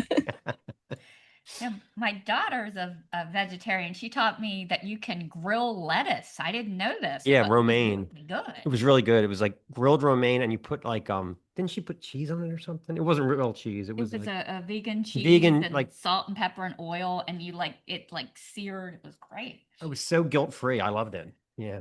Yeah. And you also picked 15. If you had to choose a theme song for your life, what would it be? Okay, that's a hard question. A theme song?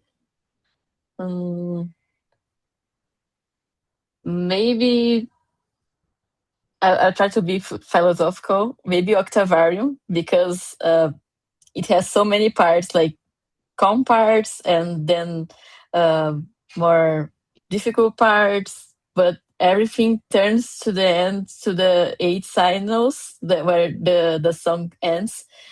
And it is a long song, so maybe Octavarium Okay. it'll be Okay. a theme song. I don't know. Yeah. I tried.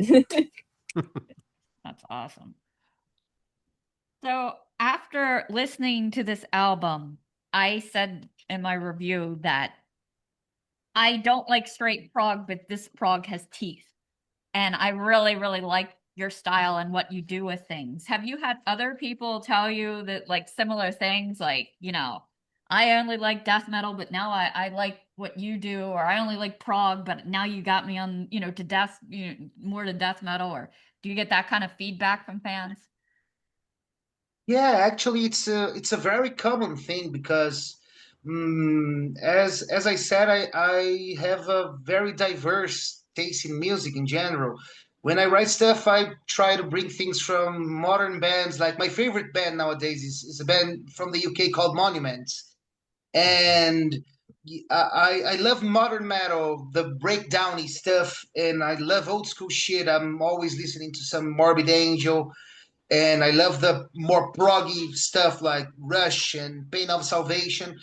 So when you have all those elements in one song, I think that you can appeal to a lot of different audiences, which they come and they kind of learn to appreciate what you offer because you have something for them.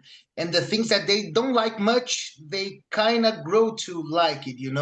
I think that it's the majority of people that it's very rare to find someone that likes all the elements that we put in a song. They grow to like. Does it make sense? Yes. Yeah. Oh yeah.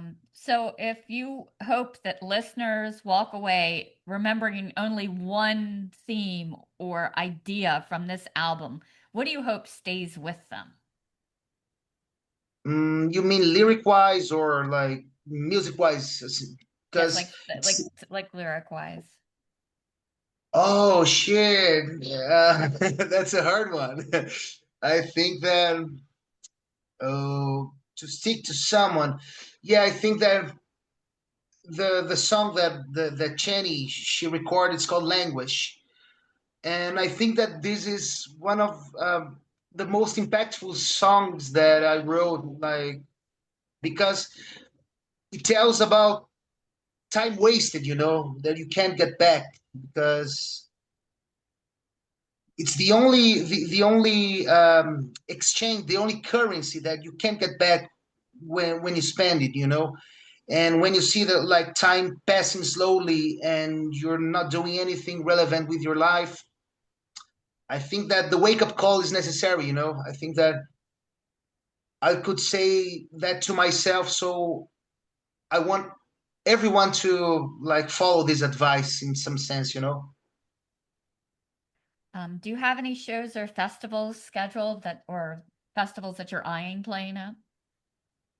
Actually, I think that we're going to play on 2000, on 28. That's a very hard number to say when you are a Brazilian and a Portuguese speaking person. So it's 28th of August. Is that right? Okay, yeah. I think I Yeah. know it. Yeah, yeah, nice. So we are playing on a venue called Burning House here in Brazil, and I think that Fallujah and Beyond Creation they played there a couple months ago, and uh, we are organizing a festival by ourselves that it's like a proggy metal thing, with local bands, Okay. and we are starting to talk around with producers and stuff to try to go on an international tour, maybe like in Germany where our bassist lives, and maybe in the US. Who knows? We are signed with a great label there. It's In Theory Audio that hosts bands like Claustrophobia. I think that they are signed with Mantic Ritual and like very relevant bands there in the US. Yeah, that's So great. maybe there's a doorway for us there. I don't know. Yeah. I'd love to get you over here. There's an Italian band called Massa that kind of does like they throw kind of alt jazz together. And they're finally we already got tickets for October, so I'll be Oh, the so first so on your this list. band it, does it have like a girl singing? Yes. Yeah, Yeah. that's a great band, man. I love it. Awesome. Yeah. Yeah, I heard them a couple of times, and I was trying to remember the name of the band, Yeah. and you remembered me for it. Thank you. Yeah, Yeah. their new one, The Spin, is pretty good. So when I saw they're coming with Uncle Acid and the Deadbeats, I was like, buy the tickets immediately. Oh, yeah. That's going to be a great show. Nice. Yeah. Yeah. Who Yeah, would he you was. put with you Yeah. to play a show over here? Excuse me. What band would you like to open for if you got over If here? you could pick any band, I guess. Yeah. Any band you Oh, pick. I think that my teenager self have like a very long roster of bands that I like my mind I always thought about opening to, but I think that maybe Opeth would be a great, great, Oh, great wow. thing Yeah. for us. We have like huge, like large influence from Opeth. I think that maybe Between the Bird and Me, it's one of the bands that I think that would be great. One of my favorite bands of all time, Fallujah, which is from the US also. I think that they are from Colorado or something. Okay. And what about you, Carol? For me, my favorite band is Seven Spires, so for me, it Oh would yeah. be a dream to open for them. Wow. That's great. Yeah. Did you have some older tracks that needed to be reworked with the new lineup, or does it go pretty smoothly? Live. Oh You're talking about yeah, we live. Right. did. The our first record, Ophidian, it's mostly a thrash metal record, and as a thrash metal band, it's mandatory that you are a four-piece band. You Right. need to Right. have the James Hetfield of the band, the Yeah. Gary Holt of the band, the Venter of the band, and the bassist is not mandatory, but you need a bass sometimes. Mhm. And so it, we didn't have keyboards back then, so we need to write some stuff to play the shows live. Carol and Heberton, they wrote like these big orchestration parts that made the song huge and very dramatic and almost vampiric in a sense. And it's a very, very nice. It kind of revitalize the song in a way because they are very, very old songs. They date from maybe 2013 or 2012. And it's like to see new versions of songs that we weren't able to play like that back then. Yeah. That's awesome. Mhm. Um, So, what's the craziest thing that you've either had happen to you at a show or that you've seen happen at a show in the crowd? Like myself The craziest playing. thing when Rosano started to smoke a cigarette in the middle of the concert. You even have your Metal That's the Archives weirdest thing. picture you're smoking. Yeah.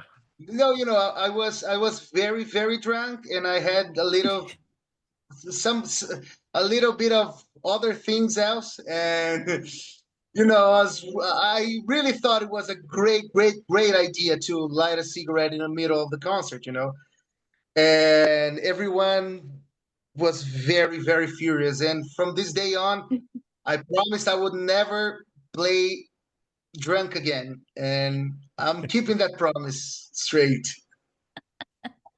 You know who used to do that? Because I saw him a bunch of times back in the day. David Lee Roth used to do that. Like Yeah, he would even just months in between songs, he would just light up and start telling some story. And I remember I'd be like, all right, I'm gonna go take a piss now until he's done, whatever. It's probably a lie. It's probably lying anyway, That's the only person yeah. I've ever seen that would just stop in the middle of a concert and light up a cigarette. So Yeah, I think that back then the laws weren't that strict about like smoking nah, they weren't. in interior places, but now it's something that you can like be charged for or Oh something, yeah. Yeah. Yeah. Like Basic Instinct. What are you going to do? Charge me with smoking? Yeah, and by the way, I think that people were scared about like starting a fire or something, Yeah. and I was like, okay, it's my rock star moment. I waited like 15 years for that. There's people here watching my show, so I'm going to smoke my fucking cigarette. And when I was sober, I was like, oh my god, I'm so fucking stupid, man. But yeah, I think it's part of the process to learn not to be a stupid fucking piece of shit. Falling on deaf ears.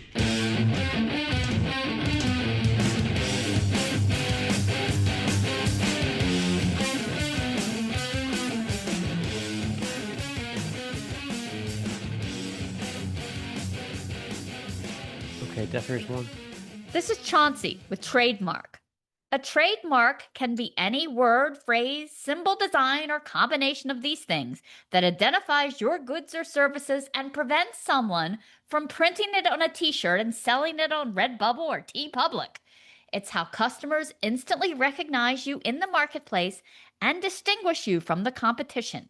It's all about protecting your brand and shutting out would-be imitators. In 2018, Hasbro successfully trademarked the nostalgic smell of Play-Doh. Yeah. Lucasfilm legally owns the trademark for Darth Vader's iconic mechanical breathing, I shit you not. NBC's Universal even owns the specific, dramatic, two-tone Law & Order scene transition.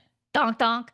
So don't even think about using those two notes for our obnoxious trivia segment unless you'd like a surprise visit from an army of lawyers armed with subpoenas. For Choncy, the original Ohio-based four-piece may have a case for trademarking their own signature blend of decades of musical influences stitched together in an organized way that somehow still feels delightfully haphazard. Although they ask on their Bandcamp page, if we're all playing the same three chords, then who owns them? It's a punk rock paradox of trademark proportions. On their third EP, Trademark, we get 9 songs, all comfortably within the punk-approved 1 to 3 minute range, along with a brief collage of spoken word samples and assorted sounds that somehow prove you can throw together a lot of words and still say absolutely nothing. Dressing the part is an ode to fake it till you make it, or at least blending into the corporate cookie-cutter dress code. Musically, it opens with a quick woodblock pattern on a jam box before Joe Carpenter snaps into a brisk snare and hi-hat shuffle full of verve and pep. Nathan McVeigh's bass waddles through the song like a carpenter bee. It looks too chunky to fly, yet somehow it's zipping around, bouncing from note to note with an effortless, surfy effervescence. Simon Shadler's guitar layers over top with a brighter tone that fizzes like vinegar meeting baking soda, constantly bubbling and flowing.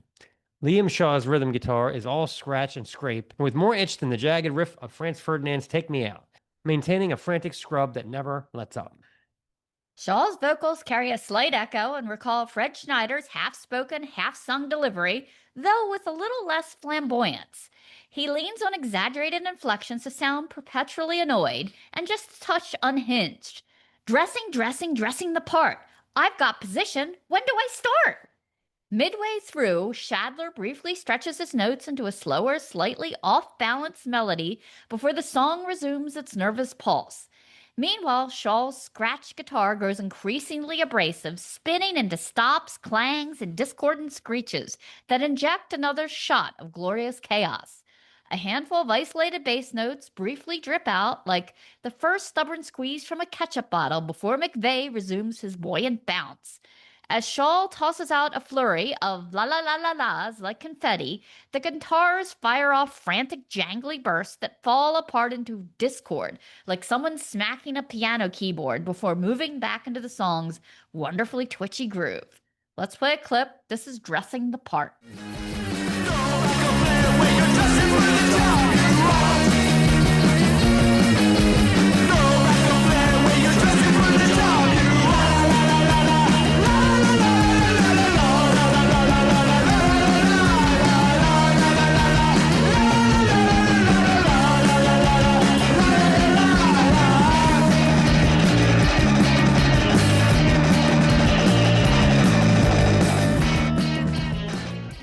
Another favorite is finance, as the American dream has gradually shifted from building wealth to accumulating a lifetime of debt. Ain't a single coworker I know ever going to need wealth management. Like ever. Musically, Joe Carpenter cracks the drumsticks together before settling into a steady, rolling beat that marches onward like a line of determined ants headed for the rubber plant. By contrast, Simon Shadler's guitars ring out slow, thoughtful jangle chimes, patiently, thoroughly ringing out.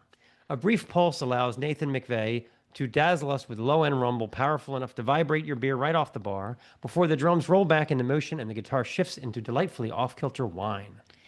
It eventually settles into a jaunty melodic flounce that pops up in between verses. Liam Shaw's talk-sung vocals drips with irony and disdain as he deadpans, finance everything in my life.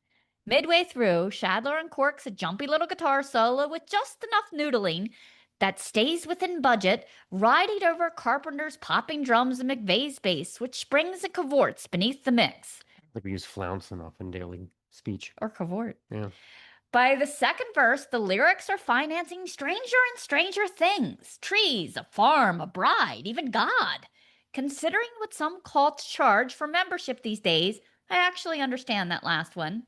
The guitars maintain their lurching, jangly whine, while Carpenter keeps the beat just this side of surf rock. Hand claps, stop-starts bolster the arrangement before a stronger closing solo arrives, crying, bending, and noodling with the abandon of a project that forgot its budget entirely, finally dissolving into a haze of feedback. Also of note is Bypass, a track that opens with Nathan McVeigh's bass once again. This time, though, he lets each note hang and marinate with its own reverb before gradually hitting the gas. Joe Carpenter joins with the shimmering cymbals that arrive all tinkle, tinkle, sizzle.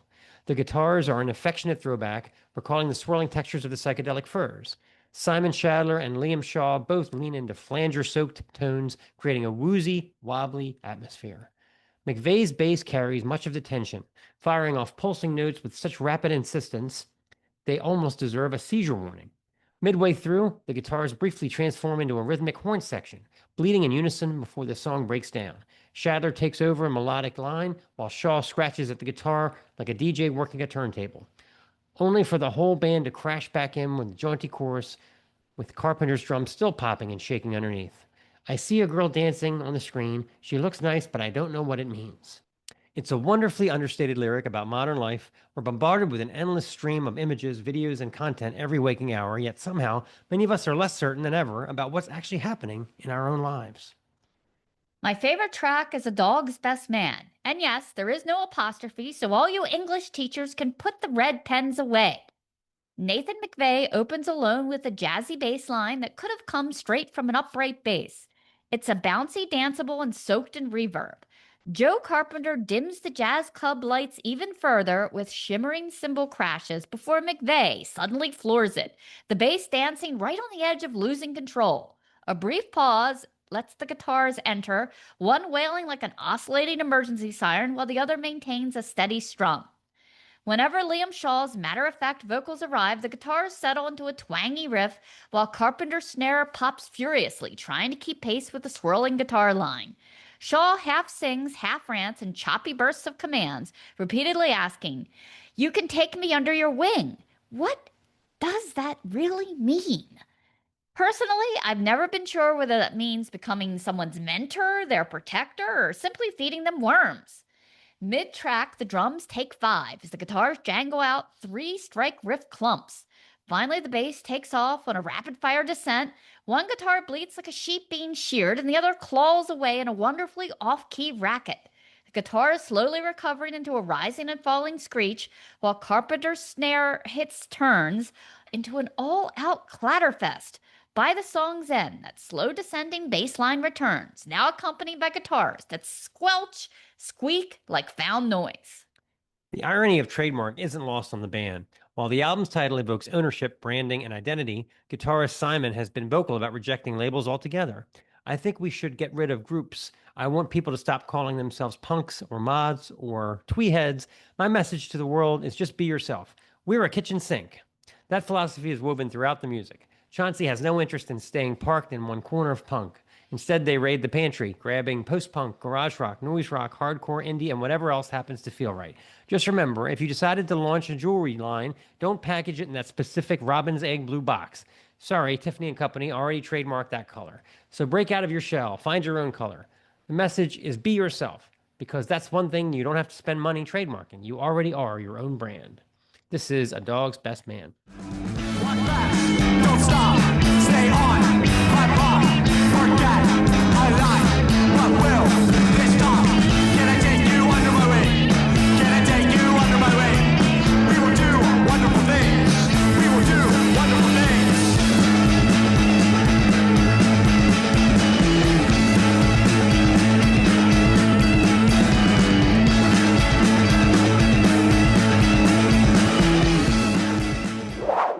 Okay, Deaf Ears 2 is the new album from Fancy Weapon. Fancy Weapon.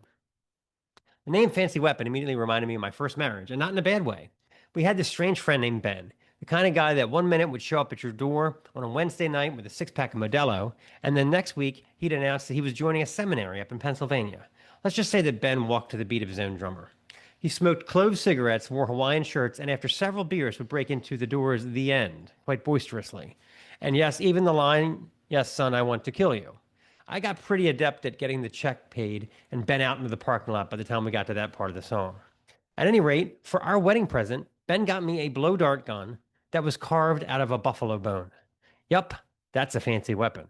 Frankly, I would have rather had a decent set of frying pans, but it's the thought that counts. Speaking of marching to your own beat, I present the debut of Australian's 4-piece Fancy Weapon that just dropped last month. According to their Bandcamp, they're a cross-generational bunch of Melbourne music perennials. Couldn't have said it better myself. The album consists of 9 songs, most dwelling around the 4-minute range, and all of them packed with charming, clungy guitar riffs, hairy and full of overlap, and all of it topped with the ragged vocal delivery of Joel Silbershear and the magic melodic purr of drummer Claire Birchall. All Roads is one of the tracks that finds Claire and Joel sharing vocal duties, and it's a delightful specimen, kicking off with a thorny guitar intro that buzzes like a church organ. Birchall sets a slow, lurching pace, their intertwining vocals slowly building tension over the scribbling guitars of Silbershear and Mick Turner for a performance that Neil Young himself would be proud to present. We'd be remiss if we didn't cover a track with a title like Nipples on the Runway. Please don't explain it. Let's just leave the mystery unsolved. It stumbles from the speakers, 2 guitars doing wildly different things, but sounding glorious nonetheless, soon frosted with a vocal combo of Claire and Joel as the gits wander through an arresting anti-solos and snare melodies, wah pedals unashamedly engaged. Let's play a clip. This is Nipples on the Runway.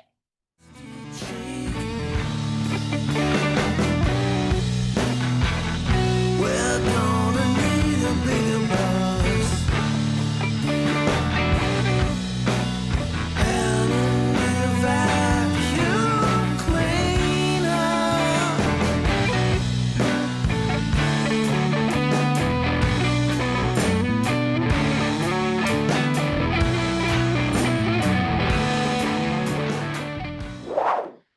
27 minutes may be my favorite cut on the short album, perhaps due to the fall-away style guitar and the stout bass line of bassist Guy Madison. Now that's a rock and roll name if I ever heard one. Eventually, what sounds like a Hammond organ wanders into the mix, setting up a wandering chorus. I've got 27 minutes until my bus leaves. I love the shambolicness of the whole thing. Vocals unpredictable, guitars squawking at random intervals, but all of it held together by iron-tight rhythm of Madison and Birchall. If this album had come out in 1995, it would have been the toast of the friggin' alternative nation, whatever that means. So get over to thefancyweapon.bandcamp.com, grab a sexy deep blue sea-colored vinyl copy of this excellent debut, and remember, before you invest in that pearl-handled Colt 45 for your best friend's wedding, you may want to inquire if they have forks. Be practical, kiddos. This is 27 minutes. Your little dog and these fishes. You're watching daytime soaps. You don't notice I'm squirming in my seat. The kitchen light keeps blinking and your little dog is sniffing at my feet.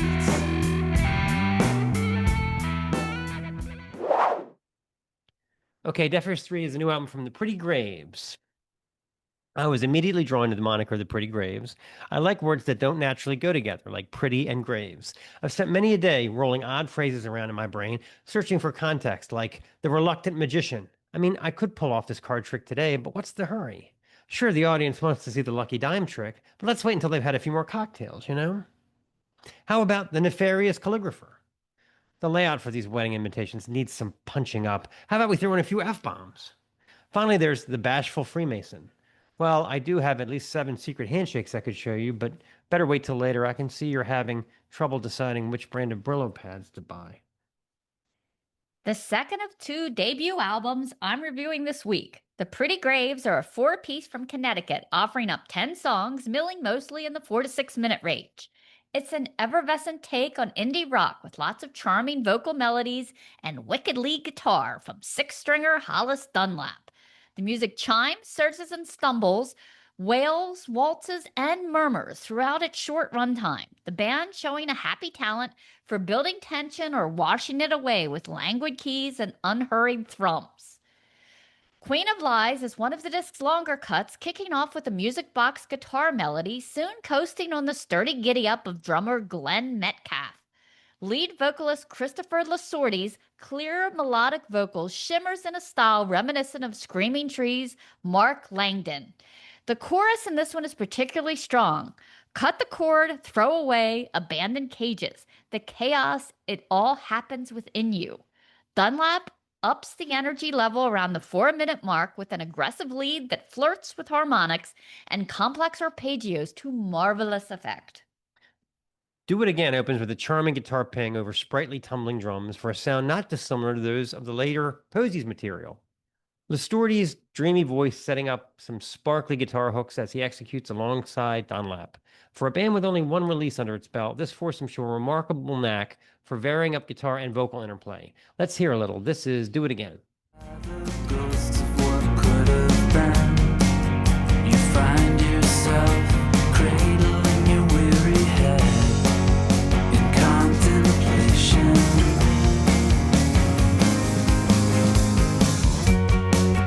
The weight feels insurmountable, as if gravity itself crushes you under the burden of your linger. Walkin' may be the strongest cut on the album, bouncing into view on a rock-solid mid-tempo chord shuffling in a dreamy fashion to set up Lasorti's lush vocals, which eventually finds its way into a lo-la-di-a-la chorus, because why not? They set up the woo-woos perfectly, don't you think? Actually, later in the song, the repeated phrase, "Can't stop thinking about your love," pushes itself to the forefront. These guys are hopeless romantics with talk of long black hair and hand-holding. Free love, people. It's coming back in a big way. So get over to the Pretty Graves Bandcamp page and grab a copy of this fine debut from a group of musicians with obvious chemistry. It's smart, full of hooks, and the production is crystal clear. Otherwise, you'll have to put up with me offering phrases like the affable proctologist and the philanthropic reptiles. And I know you don't want that. So let's hear Walkin'. When I'm somewhere, all I picture is you in your long black hair. I can't stop thinking about those days we held each other's hand. The way that you looked at me and the light in your eyes. All night long on the telephone. There we go. A little bit later than we had wanted, but We gotta go. This has been the Snaggletooth Rock and Roll Podcast. Special thanks to Carol and Rosano from Abstracted for appearing on the show. Snaggletooth theme courtesy of Jens Kemgren of the Firebombs. Deaf Ears theme by Tim Green of the Fucking Champs. Season 4 artwork courtesy of KC Angel. You can find him on Instagram at KC Angel Art.